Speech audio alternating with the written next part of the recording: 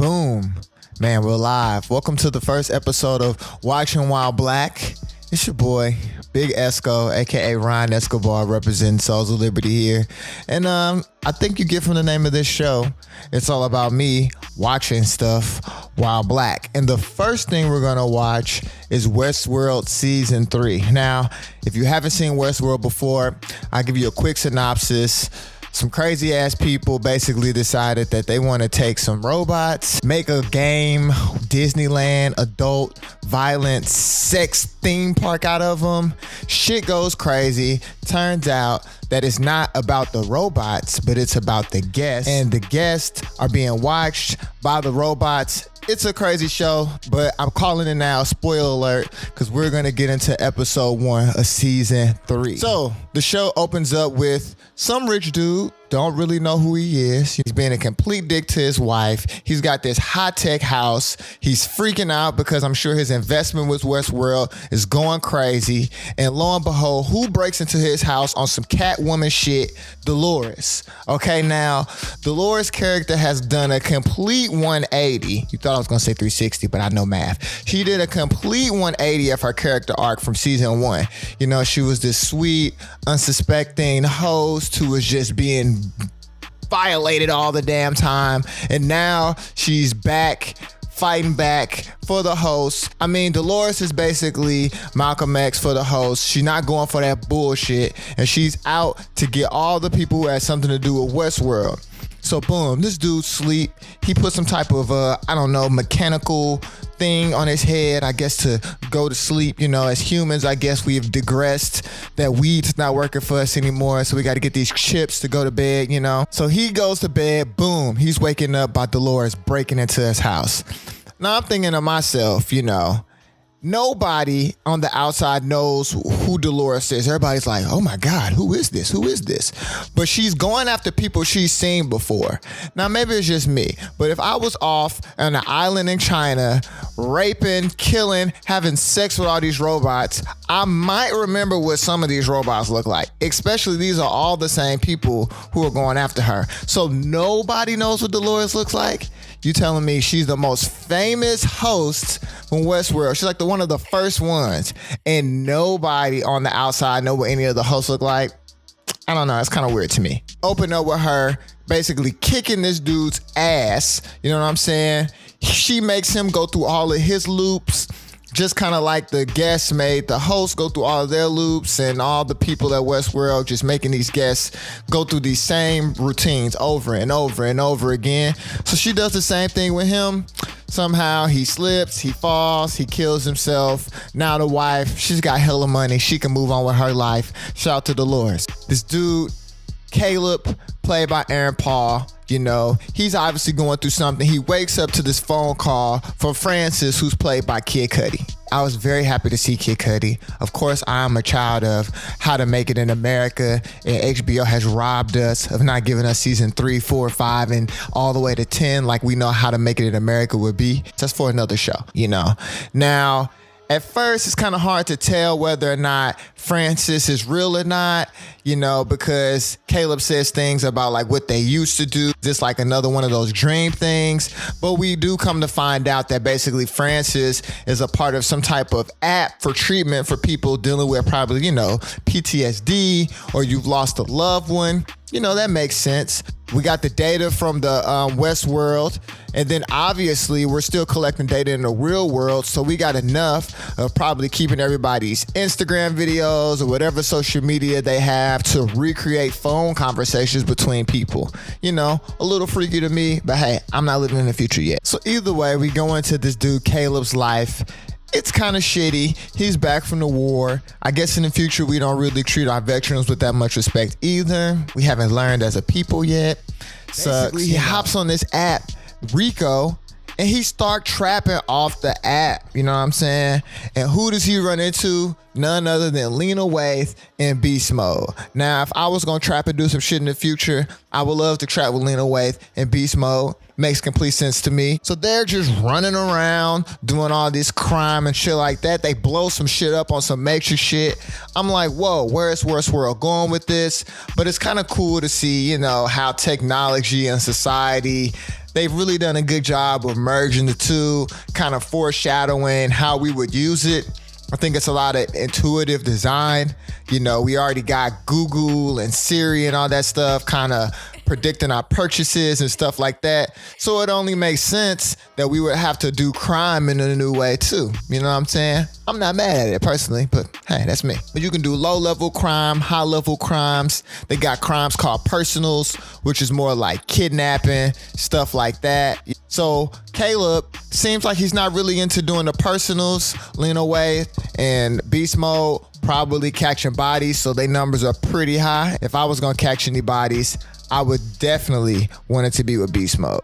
So then we finally get to catch up with Tessa, aka Charlotte. At the end of season 2, Bernard killed Dolores and then ended up making Tessa Thompson Dolores. But we know that this is not the real Charlotte. This is the fake Charlotte. You know what I mean? Nobody else knows that, you know? So she's walking in. She's trying to make the Delos company private now. They got all this data. They thought that Ford was going to get rid of it. Now they got it. And so what is she doing? Of course, being a boss ass bitch. You know what I'm saying? She muted a nigga in the boardroom. Not on Instagram. Not on Twitter. She muted a nigga in real life. Do you know how useful muting niggas would be in real life in meetings? What'd you say? Per my email, mute. Shut the hell up. And then, of course, we finally run into Bernard. Now, I don't know. Bernard is on the run. Charlotte basically says, we gotta catch the nigga who responsible for all of this. Who is it? Bernard, of course. Bernard ass looking like he in Wyoming with Kanye and them. He working at the Yeezy factory. How come Bernard always gotta play like this subservient, dumb scientist motherfucker? You know what I'm saying? He's literally brilliant. And I guess he's trying to keep a low profile, but damn, Bernard, I feel like you could have did a better job than working at the meat locker in Wyoming. But Bernard is still struggling with his consciousness. It's like he can hear himself, but he can't hear himself. He's confused. Am I real? Am I fake? Am I black? Am I a host? It's kind of like Bernard is Mariah Carey. He's confused about his identity. He don't know what's going on. It sucks. I know. We jump to London.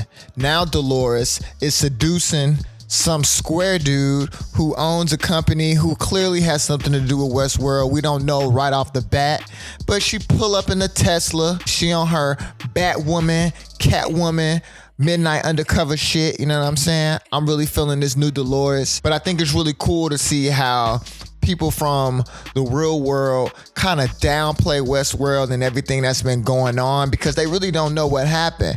But for us, all we know is Westworld, you know? So to us, the events at Westworld were the biggest thing ever. But to them, it's kind of like, ho-hum, the robots at Chuck E. Cheese went crazy. Who gives a fuck? We jump back to Caleb. He's back on the Rico app, hollering at Lena Waithe in beast mode. You know, it's a scene where this dude is like overdosing on this like mechanical drug, I guess. He's like testing out one of those cerebral things to go into a dream. Dude just start freaking out. They say, no, this dude, too much money. 6-figure nigga, you know what I'm saying? We can't have him out here looking crazy, so we gonna take care of it ourselves. Meanwhile, Caleb is going through some serious therapy shit from all the war, losing his best friend. I think that that's kind of interesting that now this is how people are dealing with it. Instead of people having like these bad memories, we see his mom going into through her own therapy. Maybe she has like Alzheimer's or something like that. So you put somebody through a dream state. If you could have somebody reliving the best moments of their life, maybe you would do that instead of having them suffer in real life. I don't know. Haven't had to make that decision yet. Jay-Z's new album, well, technically it's Jay Electronica's new album featuring Jay-Z. How tight is that? He's got the lyric, you know what I'm saying? I got numbers in my phone that'll never ring. Kind of made me think about this a little bit, you know? Caleb is really missing his best friend, Francis. I don't know what it's like to lose my best friend in the war, so maybe having them call your phone every once in a while, probably not the most productive thing, but I can see how you could definitely do that for sure. But what we do find out is the dude that Dolores is dating now, as she's this new person, Laura. She's dating this dude that's in charge of Insight. from what we gather, it's a big data company. They've been collecting data on people, so she's too familiar about collecting data on people, as now she has all this information on all the guests that have come to Westworld. And they got this big ball sphere thing called the Rehoboam. It's this big ball. It's a thing. The dude that she's dating, his dad is the one that made it up. And we end up finding out he don't even know how this shit work. He just a figurehead. And then we see her boyfriend kind of dealing with some shady character.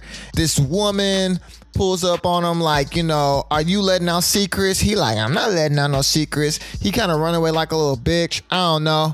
After that scene, I'm not really feeling dude. I see why Dolores got him. He a trick. She probably putting that thing on him. Now she's just getting all the answers out of him. You know what I mean? He definitely not gonna last the whole season. I definitely see somebody popping him in the ass. They find out that Dolores is not Laura.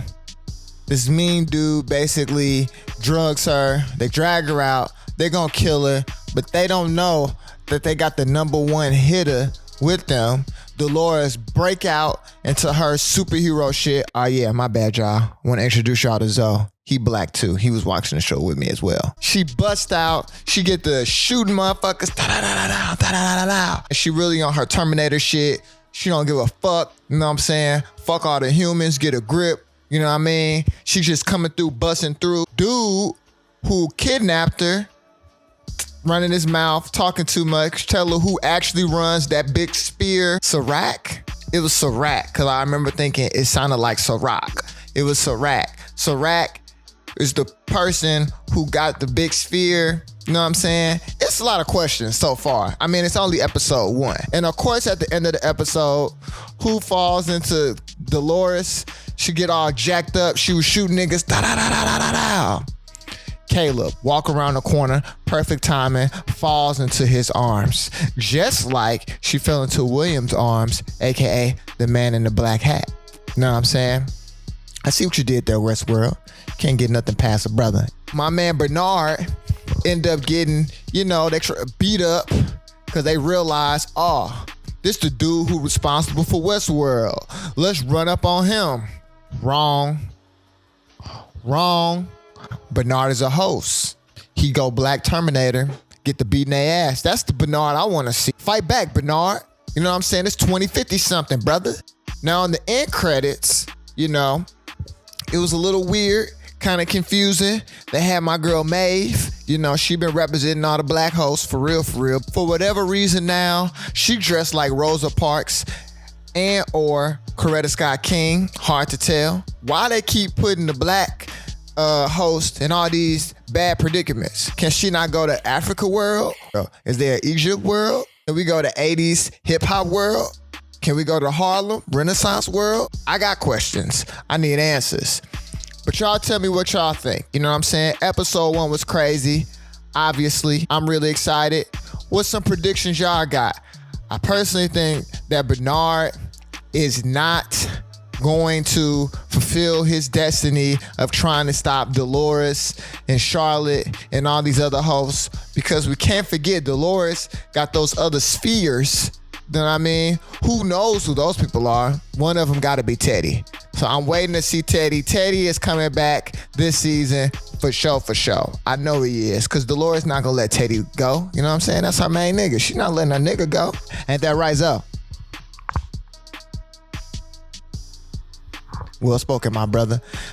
Next week, episode 2, Westworld. Make sure you guys subscribe to the channel. We're going to be covering a lot of different shows this year. Right now, we all in quarantine, so ain't nothing to do but watch TV. Don't eat all your snacks at once. And remember, stay black.